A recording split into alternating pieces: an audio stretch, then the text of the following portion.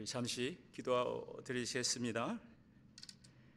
전능하시고 자비로우신 아버지 하나님, 은혜를 감사합니다. 오늘도 주의 사랑하는 백성들이 함께 모여 찬양하며 예배하며 기도하며 또 말씀을 듣기를 원합니다. 주님 말씀하시고 부족하지만 정말 하나님의 진실된 하나님의 생명 있는 말씀만이 증거될 수 있도록 이 시간 은혜 내려 주시옵소서. 예수님의 이름으로 기도했습니다. 아멘.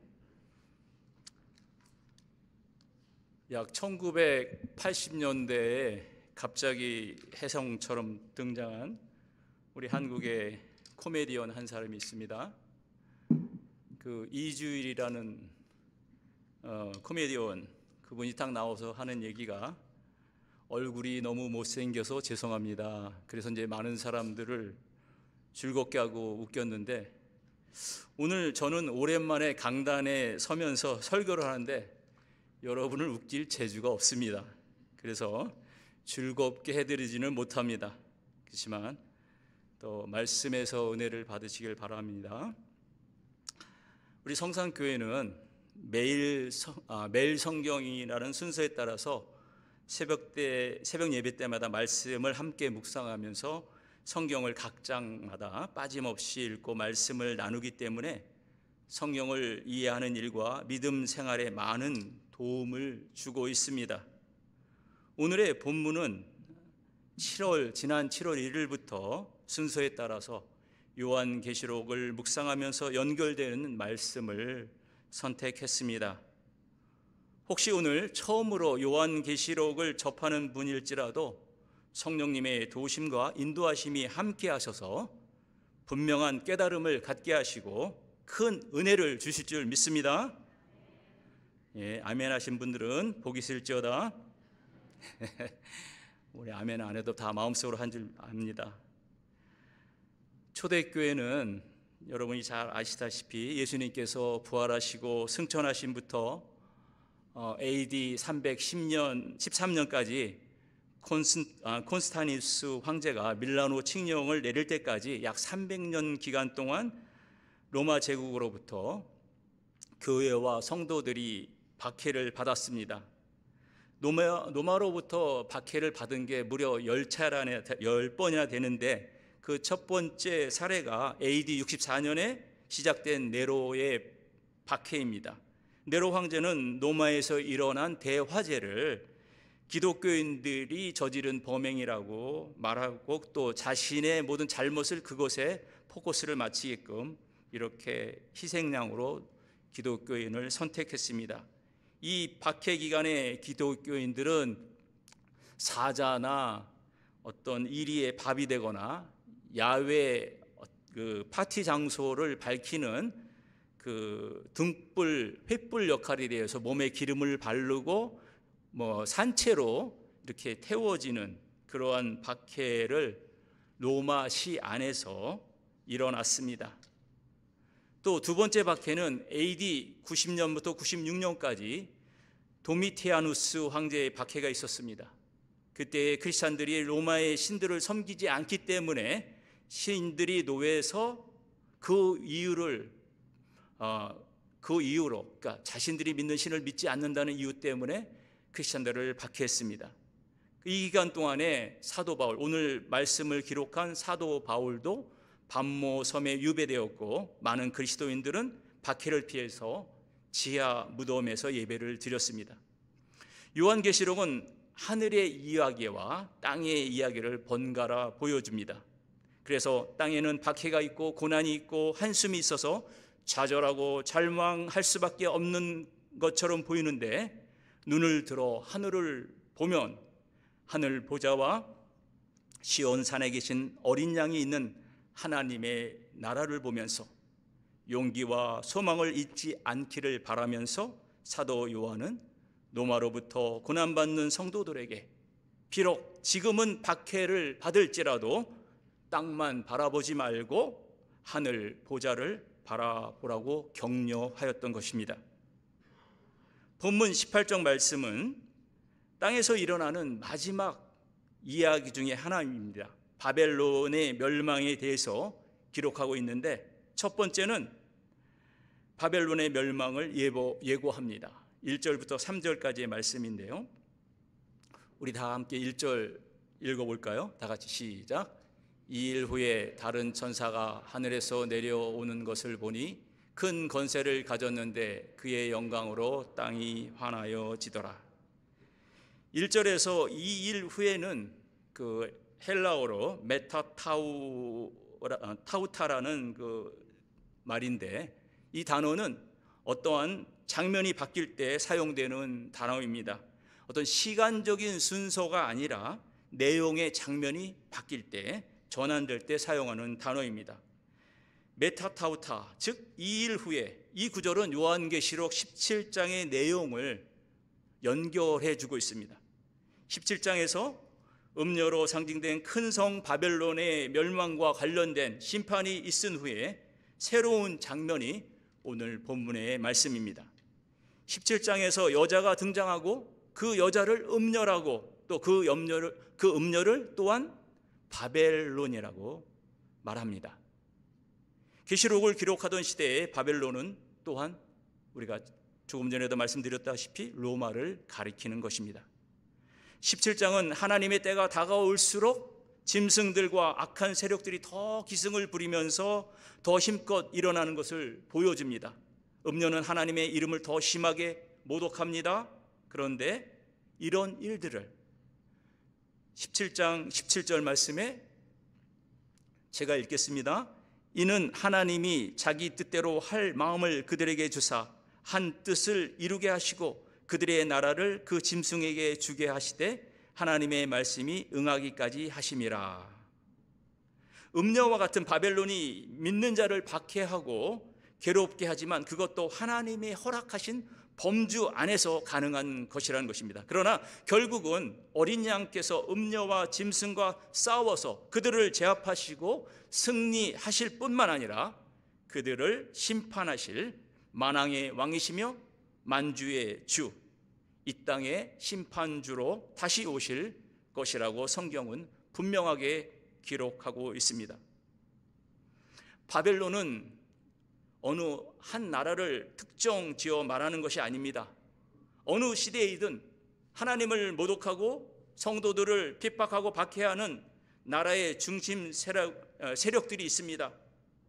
국가만을 말하는 것이 아니라 하나님을 대적하는 정치, 경제, 문화, 사회 전반에 걸쳐 여러 영역에서 세상을 지배하는 그 중심에 있는 체제를 계시록적 관점에서 우리는 바벨론이라고, 또 어린 양을 대적하는 음녀라고 말할 수 있는 것입니다. 본문 말씀대로 바벨론은 멸망을 당하게 되지만 오히려 이것이 성도에게 희망의 메시지가 되었습니다. 1절에서 다른 천사가 하늘에서 내려오는 것을 보니 큰 권세를 가졌는데 그의 영광으로 땅이 환하여지더라. 이 말씀은 예수님께서 동정녀의 몸을 통하여서 이 땅에 초림하실 때 같은 장면입니다.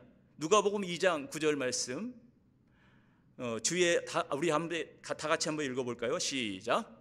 주의 사자가 곁에 서고 주의 영광이 그들을 두루 비침에 크게 무서워하는지라. 이 말씀은 예수님께서 마리아를 통하여 이 땅에 초림하신, 처음 오신 때 그 메시지를 전하는 천사들에게 나타난 현상이었습니다. 또 이와 같이 1절에, 우리 본문의 1절의 말씀은 장차 이 땅에 오실 예수님의 재림, 두 번째 다시 오실 예수님, 다른 천사가 하늘에서 내려오는 것을 보니 큰 권세를 가졌는데 그의 영광으로 땅이 환하여지더라. 천사들은 원래 빛나는 존재가 아닙니다. 여기 잘못 읽으면 그 천사가 빛나는 존재처럼 볼 수 있지만 천사가 전하는 메시지가 크고 너무도 영광스러운 것이기 때문에 그것을 전달하는 천사가 빛나게 보인다는 말씀입니다.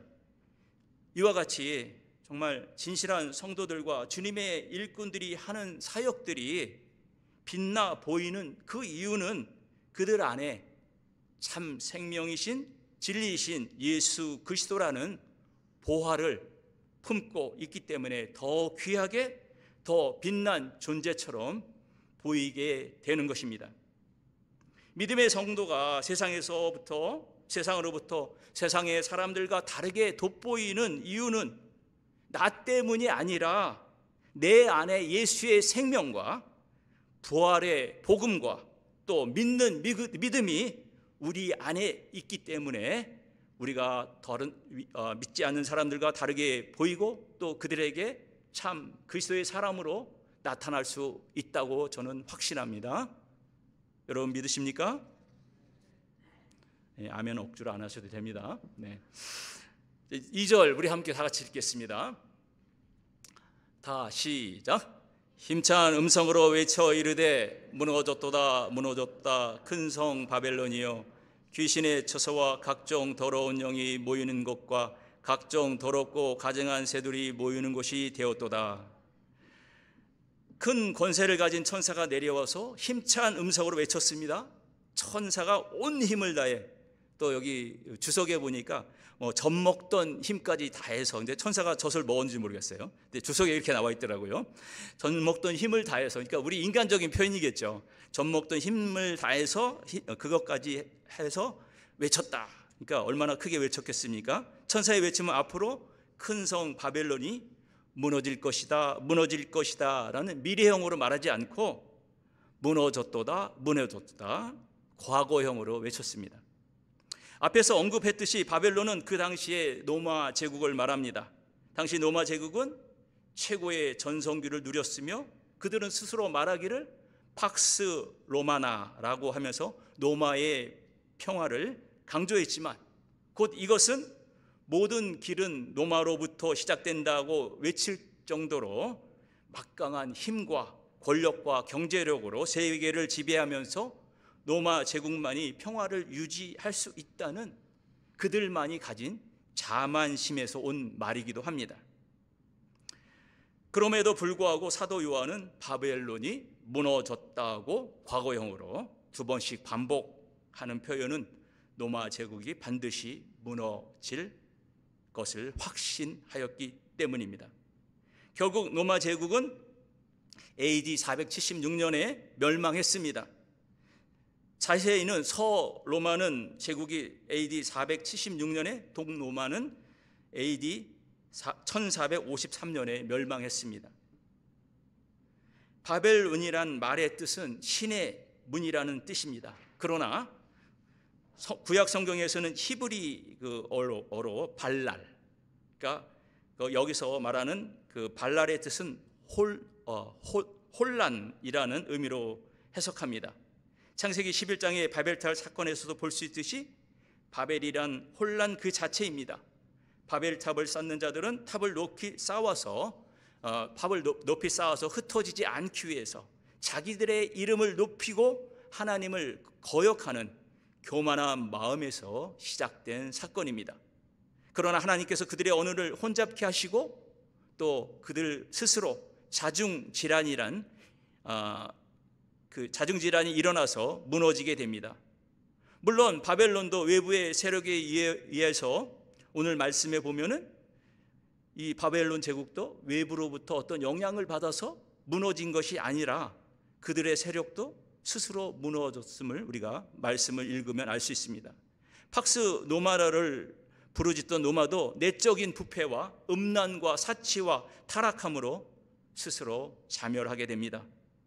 역사 속에 그 많은 제국들을 자세히 들여다보면 그 멸망의 이유는 부패와 음란, 사치 그리고 타락함으로 무너졌던 것을 알 수 있습니다.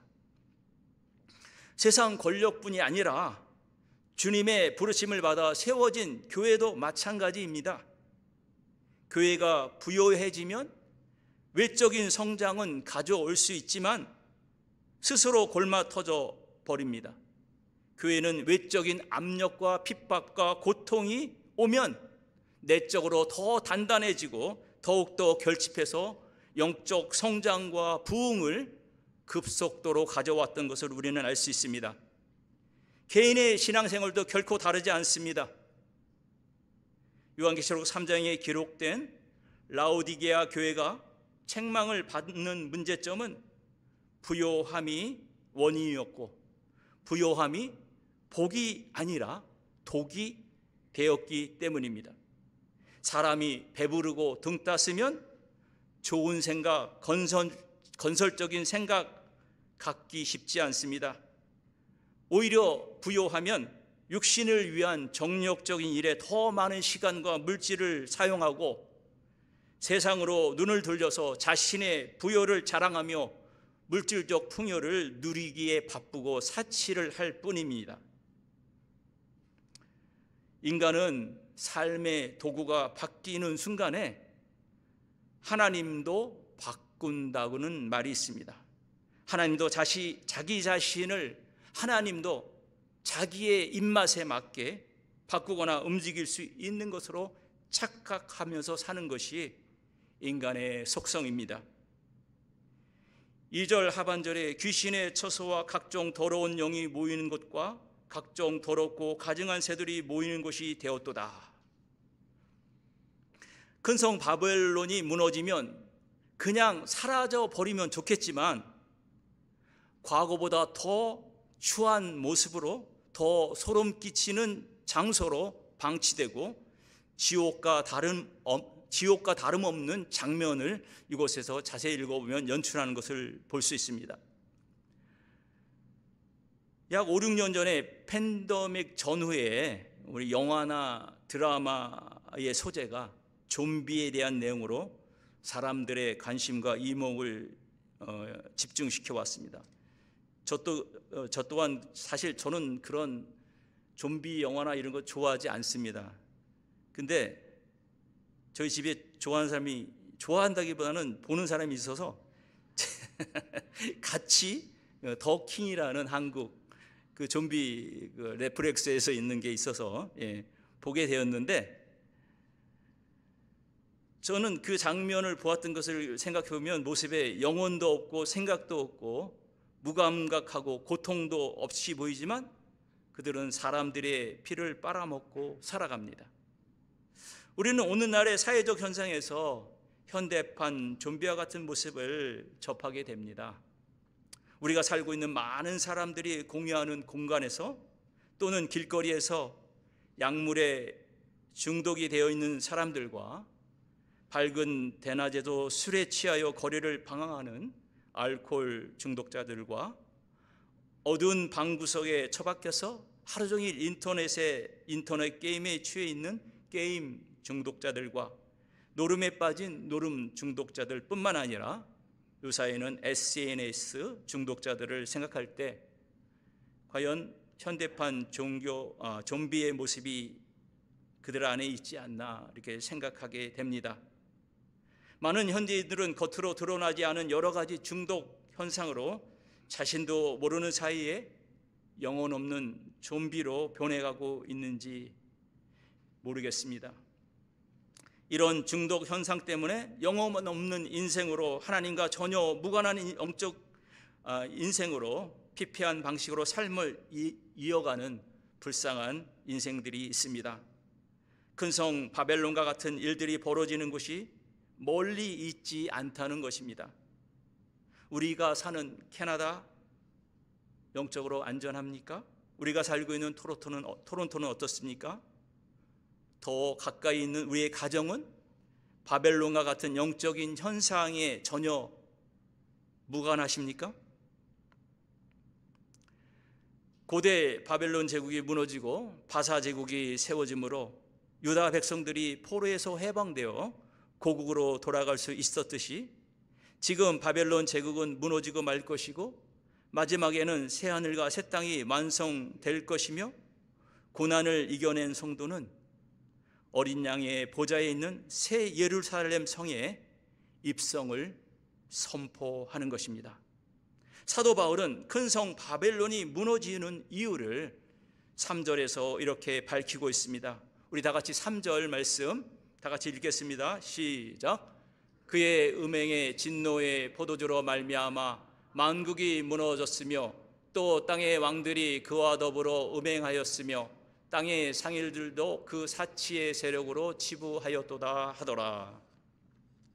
로마 제국을 무너뜨리게 한 결정적인 이유는 음행의 진노의 포도주라고 말씀하십니다. 성경이 말씀하는 음행은 하나님을 거역하는 우상 숭배와 연결되어 있습니다. 로마 제국 시대의 사람들은 이방의 신전에 들어가서 우상을 숭배하고 그 신전에 있는 여사제들과 음행을 행하는 일을 당연하게 생각했습니다. 당시 로마 제국에 음행이 만연한 것은 그 사람들은 쾌락을 자기 인생의 최우선 순위에 두었기 때문에 더 그렇습니다. 음행뿐만 아니라 재물, 권력, 명예 그 무엇이든지 하나님보다 앞서면 그것을 성경은 우상 숭배라고 말씀하십니다. 본문에서 음행의 진노의 포도주 때문에 큰 성 바벨론이 무너진다고 말씀하셨습니다. 음행의 진노의 포도주란 하나님을 비웃으면서 마시는 잔입니다. 음행의 진노의 포도주란 죄악으로 물든 영적인 상태입니다. 또한 음행의 진노의 포도주란 반드시 무너지게 되어 있습니다. 당시 로마 제국의 큰 특징은 쾌락과 사치를 추구하는 것이었습니다. 로마 제국은 쾌락과 사치를 누리기 위하여 많은 나라를 정복했고 과도하게 세금을 거두었습니다. 그런데 그 쾌락과 사치가 제국을 무너지는 원인으로 만들었습니다. 로마 제국만이 아닙니다. 어떤 나라이든지 사회이든 가정이든 그리고 개인이든 상관없이 쾌락과 사치에 빠지면 그 인생은 무너지게 되어 있습니다. 인생과 가정 사회를 바르게 세우는 데는 오랜 시간이 걸리지만 잘 유지하는 데는 많은 시간과 또 정성이 필요합니다. 그러나 그것이 무너지는 것은 한순간입니다. 그래서 성도들은 늘 깨어 있어야 하는 것입니다. 신앙인들은 사치와 거리가 멀다고 생각하십니까? 우리 자신을 높이고 하나님의 자리에 내가 서는 것, 그것 신앙적 사치입니다. 바리새인들을 향해서 예수님께서 지적하셨던 것처럼 회칠함으로 자신의 외적인 것을 감추고 견고한 성같이 자신을 방어한 것들이 있는 사람은 아마 신앙적 사치를 부리는 사람일 것입니다. 언제나 하나님 그 입에서 예수님 그 입에서 떠나지 않는데 그의 행동과 양심은 하나님의 마음도 없고 예수님의 마음도 없습니다. 이런 것이 겉만 화려한 신앙적인 사치가 아니면 그 무엇이겠습니까? 하나님께서 인간을 만드신 목적은 하나님을 영화롭게 하는 것입니다. 음행과 사치는 하나님의 나라를 세워갈 수 없는 암적인 요소입니다. 말씀에서 말하는 음행이란 하나님을 떠나 사는 그 모든 것을 말합니다.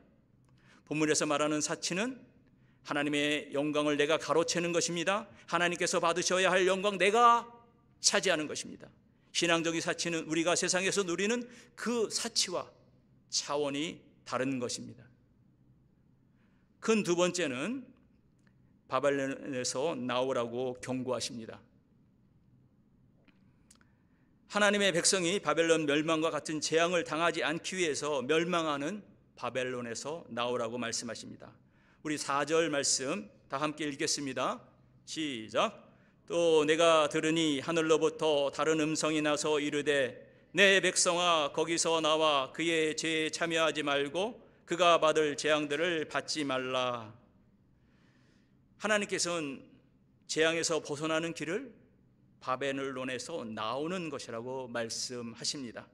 4절의 말씀은 하나님이 계신 곳이 아닌 이미 세속에 빠져서 죄에 잠겨있는 인생들의 상태를 가리키고 있습니다. 하나님 밖에 있는 인생은 결국 바벨론에 속한 자들입니다. 그러므로 하나님은 많은 선지자들과 더 나아가 독생 성자이신 예수 그리스도까지 이 땅에 보내셔서 지금도 바벨론과 같은 죄악의 세상에서 떠나라, 바벨론에서 나오라 라고 외치고 계십니다. 그러나 사람들은 자기가 만들어 놓은 성에 갇혀서 나오기를 싫어합니다. 내가 쌓아놓은 바벨탑과 같은 부와 명예와 사회적 기반에서 떠나고 싶은 생각이 전혀 없습니다. 우리가 제된 삶을 이기는 최상의 방법은 바벨론의 죄의 방식에서 떠나서 그 방식을 참여하지 않고 그곳에서 나오는 것입니다. 그곳에서 나오지 않고서는 우리의 힘과 우리의 능력으로 결코 이겨낼 수 없기 때문입니다. 창세기 39장에 보면 요셉이 등장합니다. 요셉은 형들의 시기와 질투 때문에 모함을 받아서 미디안 상인을 통해서 애굽의 보디발의 장군의 집에 팔려가서 요셉은 거기서 종살이를 시작합니다. 너무 젊고 핸섬하게 생긴 요셉을 가만 놔둘 리가 없습니다. 보디발 장군의 부인은 요셉을 유혹했습니다. 그때 요셉이 취한 행동은 자신의 겉옷을 벗어던지고 유혹의 자리에서 나왔습니다. 아마 그 안에 계속 있었다면 유혹을 이길 수 없었을 것입니다. 그래서 시편 기자는 이렇게 노래합니다. 시편 1편 1절 2절 말씀에 보면 복 있는 사람은 악인들의 꾀를 따르지 아니하며 죄인들의 길에 서지 아니하며 오만한 자들의 자리에 앉지 아니하고 오직 여호와의 율법을 즐거워하여 그의 율법을 주야로 묵상하는 자도다 라고 찬양하고 있습니다. 바벨론의 자리, 세속적 가치의 자리로부터 떠나온다는 것은 구체적으로 그런 가치관을 추구하는 사람들과의 어떻게 보면 정면으로 부딪히는 삶을 사는 것을 의미합니다. 그리스도인들은 세상 속에 삽니다. 그러나 다른 사람들과의 구별된 삶을 살아야 합니다. 요셉이 종살이는 물론 요셉이 종살이뿐만 아니라 또 옥살이 할 때도 그는 구별된 삶을 살았습니다. 다니엘도 마찬가지입니다. 포로로 끌려가 바벨론의 궁전에 살아갈 때도 다른 가치관을 갖고 살았습니다. 그래서 그들은 하나님의 구원 사역에 쓰임을 받는 별같이 빛나는 인물들이 되었습니다. 큰 세 번째 바벨론이 심판받는 이유입니다. 6절 우리 함께 다 같이 읽겠습니다. 시작. 그가 준 그대로 그에게 주고 그의 행위대로 갑절을 갚아주고 그가 갚은 잔에도 갑절이나 섞어 그에게 주라. 우리의 속담 가운데 대로 주고 말로 받는다는 속담이 있듯이 주로 자신이 상대방에게 작은 손해를 입혔지만 결과는 더 큰 손해를 입는다는 말입니다. 그래서 6절 말씀은 바벨론에서 그들의 행위가 어떤 합당한 대가를 치르게 되는지를 하나님은 말씀하고 계십니다. 이는 단순히 복수나 어떤 보복을 의미하는 것이 아니라 하나님의 공의로운 심판은 원칙적으로 이루어진다는 말씀입니다. 바벨론이 죄악으로 많아서 무거운 죄를 질 때 그에 합당한 심판을 받게 된다는 것입니다. 그래서 문제는 그들은 그 모든 것을 알고 계시는 하나님을 절대로 의식하지 못하고 있다는 것입니다. 우리의 삶에도 사람을 의식하면 넘어질 수밖에 없지만 하나님을 의식하면 세워집니다. 7절에서 바벨론의 사치와 교만 그리고 그로 인한 죄악의 깊이를 보여줍니다. 바벨론이 스스로를 영화롭게 하고 사치스럽게 살았던 만큼 고통과 애통과 그 대가를 치르게 된다고 말씀하시고 있습니다. 이는 세상의 쾌락과 물질적인 풍요에 대한 하나님의 경고입니다. 바벨론은 스스로 교만과 오만함을 드러내기 위해서 자기 자신이 여왕이기 때문에 어떤 어려움이나 고통도 겪지 않을 것이라고 스스로 자만하였습니다. 그러나 하나님의 심판 앞에서는 그 누구도 예외가 될 수 없다는 말씀입니다. 8절 말씀 보겠습니다. 다 함께 읽겠습니다. 시작. 그러므로 하루 동안에 그 재앙이 곧 사망과 애통함과 흉년이라 그가 또한 불에 살라지리니 그를 심판하시는 주 하나님은 강하신 자이시니. 로마 제국이 아무리 강하다 해도 자신이 침략한 나라들 앞에서만 강한 것이지 하나님 앞에서 결코 강할 수 없습니다. 로마 제국은 하나님 앞에서 하루 동안에 사망과 애통과 흉년과 같은 엄청난 재앙이 갑자기 한순간에 임할 것이라고 경고하고 있습니다. 구약 다니엘서 5장 말씀에 보면 바벨론의 벨사살 왕이 자신의 업적과 위엄을 드러내기 위하여 예루살렘 성전에서 가져온 하나님께 드려진 성물을, 성전의 그릇들을 함부로 사용하는 사건이 있습니다. 다니엘서 5장 3절부터 5절 말씀, 우리 좀 길지만 다 함께 읽어보겠습니다. 시작. 이에 예루살렘 하나님의 전 성소 중에서 탈취하여 온 금그릇을 가져오매 왕이 그 귀족들과 황후들과 화궁들과 더불어 그것을 마시더라. 그들이 술을 마시고 그 금, 은, 구리, 쇠, 나무, 돌로 만든 신들을 찬양하니라. 그때 사람의 손가락이 나타나서 왕궁 촛대 맞은편 석회벽에 글자를 쓰는데 왕이 그 글자 쓰는 손가락을 본지라. 5절 말씀처럼 왕궁 벽에 글자가 쓰여졌습니다. 그것을 다니엘이 읽고 해석해 주는데 5장 25절 말씀에 메네 데겔 우바르신이라는 글자가 쓰여집니다. 메네는 세어본다, 하나님께서 왕의 나라를 개선해 보실 것이라는 것이고, 그래서 바벨론은 멸망한다. 데겔은 저울질 당하는 뜻입니다. 하나님께 합당한 그 분량만큼 왕이 그 미달되기 때문에 결코 왕위에서 폐위될 것이고, 우바르신은 바벨론이 둘로 나뉘어서 메데와 페르시아로 넘어간다는 뜻입니다. 그 의미는 하나님이 이미 벨사살 왕의 나라의 시대를 계산하셔서 그것을 끝내 버리시겠다고 말씀하시는 것입니다. 벨사살 왕이 베푼 그날 밤의 잔치자리가 그가 이 땅에서 숨을 쉬는 마지막 밤이었고, 죄악의 정점을 찍는 그 밤이 바벨론 제국의 역사책에 마침표를 찍는 날이 된 것을 우리는 말씀 속에서 알 수 있습니다. 계시록에 기록된 말씀은 오래전 과거의 이야기로만 치부할 것이 아니라 또한 아직 다가오지 않은 먼 미래의 이야기가 아닙니다. 이것은 지금 현재 오늘 나에게 하나님을 믿는다고 하는 교회와 성도들에게 주시는 말씀입니다. 계시록은 읽을 때마다 어떻게 두려움과 공포와 어려움을 주기 위한 말씀도 결코 아닙니다.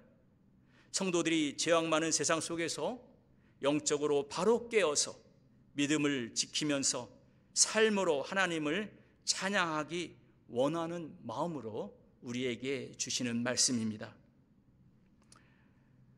이제 말씀을 마치려고 합니다. 마지막 때 하나님의 진노의 포도주인 심판이 내려졌던 것은 하나님 없이 높아지고자 하는 죄악 때문에 큰 성 바벨론은 스스로 멸망하였습니다. 말씀에서 하나님을 떠나 사는 모든 행위를 음행이라 하였고, 하나님께 돌려야 하는 영광을 내가 차지하는 것을 영적인 사치라고 말씀하고 있습니다. 인간이 자신의 우월감과 교만함을 드러내는 것은 하나님을 거역하는 죄가 되는 것입니다. 이 땅에 살면서 모든 사람이 죄를 짓는 일에 동참한다고 믿는 우리까지도 같은 죄를 짓는 것은 참으로 어리석은 행동이며 핑계일 뿐입니다. 로마서 12장 2절 말씀에 이 세대를 본받지 말고 마음을 새롭게 함으로 새 사람을 입으라고 말씀하십니다.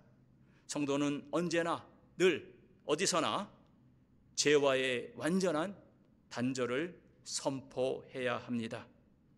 우리는 말씀을 통하여 무너져가는 세상과 함께 망할 것인가, 아니면 하나님의 백성으로 살아갈 것인가를 늘 결단하며 살아야 합니다. 하나님 편에 살아갈 결단을 하는 이 시간 되시기를 간절히 바랍니다. 아멘이 없으시네요. 네. 그거 좀 더 하겠습니다. 네, 사실 조금 더 남았어요. 하나님은 무너져가는 큰성 바벨론에서 여러분과 저를 불러서 에클레시아, 즉 거룩한 교회로, 또 교회의 지체로 세워주셨습니다. 하나님의 사랑은 나 같은 죄인을 멸망의 도성 큰성 바벨론에서 나와서 예수 앞으로 나오도록 불러주셨습니다. 하나님의 은혜는 우리 같은 죄인까지도 어린 양 되신 예수 그리스도의 혼인잔치 자리에 우리를 초대하시기를 원하십니다. 이제는 더 이상 멸망의 도시 바벨론에 머물러 있는 자가 아니라 죄악의 바벨론을 박차고 나와서 예수 앞에 겸손히 엎드시기를 바랍니다. 우리의 죄를 어린 양의 보혈로 씻겨주시고 용서하시며 큰 팔을 벌려서 당신의 품에 안아주시는 사랑의 하나님 아버지 앞에 나아가시기를 바랍니다. 그러므로 이제 내일부터 계속 진행되는 마지막 요한계시록 한 주간의 마무리를 새벽 기도마다 여러분 참여하셔서 요한계시록 19장에 기록된 말씀처럼 보좌에 앉으신 어린 양 되신 예수 그리스도의 혼인잔치에 청함을 받고 그 잔치에 감사와 찬양과 기쁨으로 참여하는 저와 여러분 될 수 있기를 간절히 축복하고 축원합니다.